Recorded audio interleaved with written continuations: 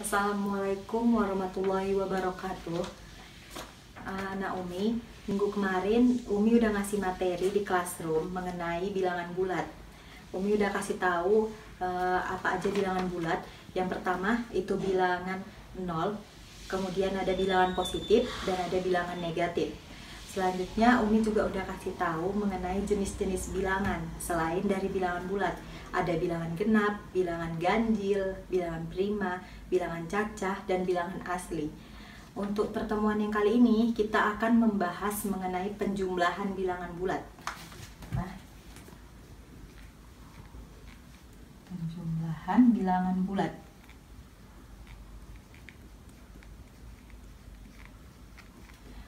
Di buku kalian, kalau kalian lihat di buku cetak, penjumlahan bilangan bulat itu ada beberapa cara. Yang pertama dengan menggunakan mistar hitung, dan yang kedua itu menggunakan garis bilangan. Mistar itu biasa kalian sebut penggaris atau umumnya kalian bilangnya itu roll. Kemudian kalau garis bilangan, masih ingat kan garis bilangan? Itu yang udah Umi gambarkan di buku di classroom kemarin dalam materi yang lalu. Ini namanya garis bilangan. Tanda panah di ujung garis bilangan itu menunjukkan bahwa angkanya itu tak hingga, nggak tahu berapa akhirnya. Termasuk di bagian negatifnya ada tanda panah yang menunjukkan angka negatifnya juga tak hingga jumlahnya. Kemudian untuk menjumlahkan bilangan bulat ini sebenarnya nggak perlu Umi nggak menyuruh kalian harus menjumlahkannya dengan menggunakan cara pakai mistar hitung ataupun dengan garis bilangan. Yang penting kalian paham gimana cara menjumlahkan bilangan bulat. Contohnya, kalian mau menghitung minus 4 ditambah 8 berapa? Cara menghitungnya supaya gampang, tanda minus itu kalian anggap sebagai utang. Bacanya minus itu hutang. Nah, tanda positif itu kalian baca telah dibayar. Telah dibayar. Jadi untuk menjawab minus 4 ditambah 8, cara bacanya utang 4 telah dibayar 8. Kalau kalian punya hutang 4, kalian bayar 8. Berlebih kan yang dibayar? Berlebih berapa? Berlebih 4. Kalau berlebih, tandanya itu positif. Tanda positif di depan, nggak apa-apa nggak dibuat. Jadi sama dengan 4. Itu caranya. Satu lagi, untuk penjumlahan bilangan bulat, kalian harus tahu. Ya. Ini contoh yang pertama ya. Kasih contoh yang kedua. Seandainya angkanya itu 8 ditambah minus 3. Nah, cara menghitungnya, tanda kurung itu artinya kali. Nah, berarti itu tanda tambah kalian kalikan dengan tanda kurang. Nah, tambah dikali kurang itu hasilnya kurang. Jadi 8 dikurang 3. 8 dikurang 3 sama dengan 5. Oke. Kemudian caranya dari mana ini? Harus ingat ini ya. Ya. Tambah dikali tambah itu sama dengan tambah atau positif. Minus dikali minus hasilnya sama dengan positif. Kemudian positif dikali negatif hasilnya sama dengan negatif. Selanjutnya kalau negatif dikali dengan positif hasilnya juga negatif. Ini wajib kalian hafal. Wajib dihafal. Kenapa wajib dihafal? Karena untuk penjumlahan bilangan bulat ini pasti ditemukan. Ingat, tanda dalam kurung ini menunjukkan kali. Yang selanjutnya ada sifat penjumlahan bilangan bulat. Sifat penjumlahan bilangan bulat. Sifat yang pertama itu ada di buku kalian juga ya. Ada di halaman 13. Sifat yang pertama itu tertutup. Sifat tertutup itu artinya kalau dua bilangan bulat dijumlahkan, maka hasilnya juga bilangan bulat. Itulah artinya tertutup.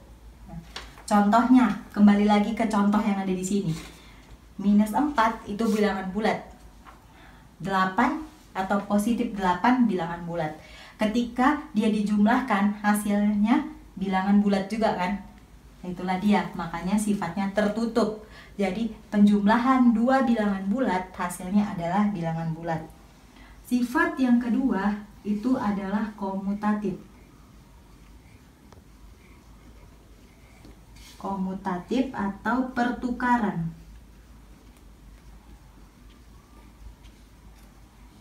Komutatif atau pertukaran itu berlaku A tambah B sama dengan B tambah A.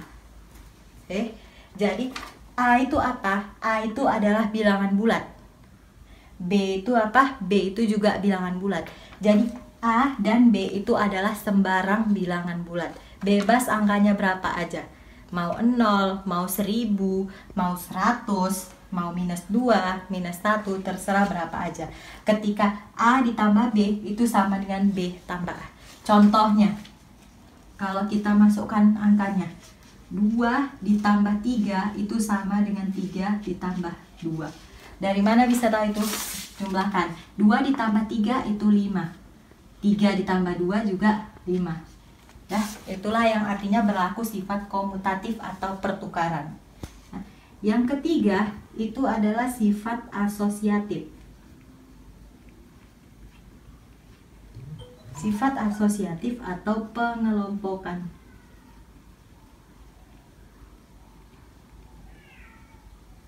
Sifat asosiatif atau pengelompokan, di mana dalam sifat asosiatif atau pengelompokan berlaku yang namanya A tambah B ditambah C itu sama dengan A tambah B tambah C. Itu dia sifat asosiatif. A, B, dan C itu adalah bilangan bulat sembarang. Seperti ini contohnya. Bisa aja A-nya 2, B-nya 3, C-nya 5. Kalau dibalik-balik dikelompokkan lagi hasilnya pasti sama. Yang selanjutnya, yang keempat, itu adalah identitas.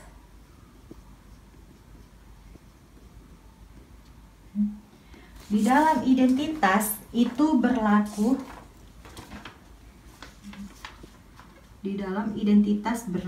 A ditambah 0 sama dengan 0 ditambah A dan itu sama dengan A.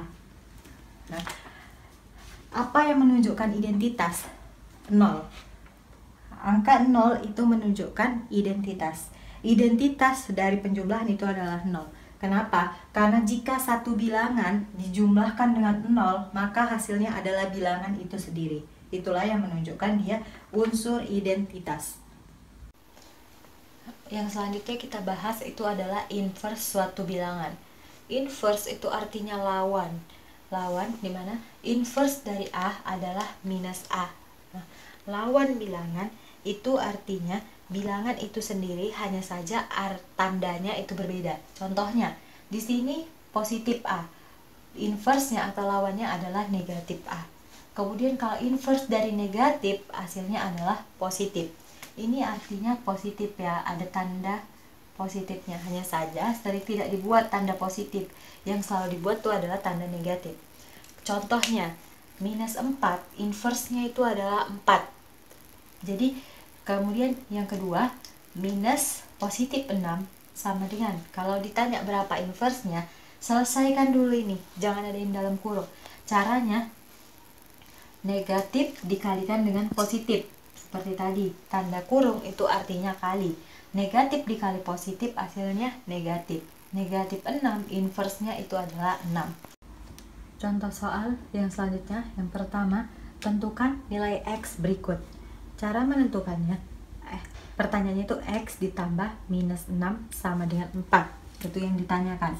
Yang ingin kita cari berapa nilai X yang ada di sini, sehingga hasilnya adalah 4. Cara mencarinya, X tambah dikali dengan kurang, hasilnya adalah kurang, seperti yang tadi udah Umi jelaskan. Berarti X dikurang 6 sama dengan 4. Caranya, X dikurang 6 itu nggak bisa. Kemudian minus 6 ini dipindahkan ruasnya ke sebelah kanannya.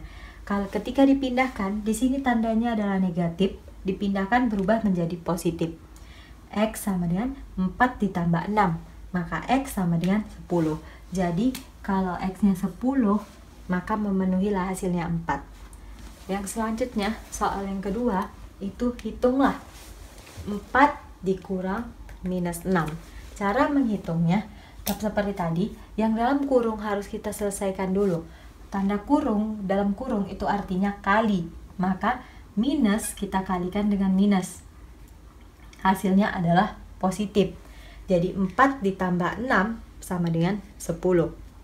Yang lanjutnya, yang B, 3 ditambah minus 2. Seperti tadi, yang di dalam kurung harus kita selesaikan dulu. Di dalam kurung tandanya adalah minus. Kalikan positif dengan minusnya. Ketika dikalikan hasilnya adalah minus. Positif dikali negatif hasilnya negatif. Ingat yang udah Umi jelaskan tadi. 3 dikurang 2 sama dengan 1. Begitu juga pada bagian C. Negatif 2 ditambah negatif 2. Cara menghitungnya, negatif 2 tetap diletakkan, tanda tambah dikalikan dengan tanda kurang. Positif dikali kurang atau negatif itu artinya itu hasilnya adalah negatif atau minus. Letakkan 2-nya. Negatif 2 dikurang 2 artinya utang 2, utang lagi 2, maka utangnya menjadi 4. Nah, yang ketiga, lengkapi titik-titik berikut sehingga jawabannya benar. Pertanyaannya, 2 ditambah titik-titik sama dengan 0. Berapa titik-titik yang terisi sehingga hasilnya adalah 0?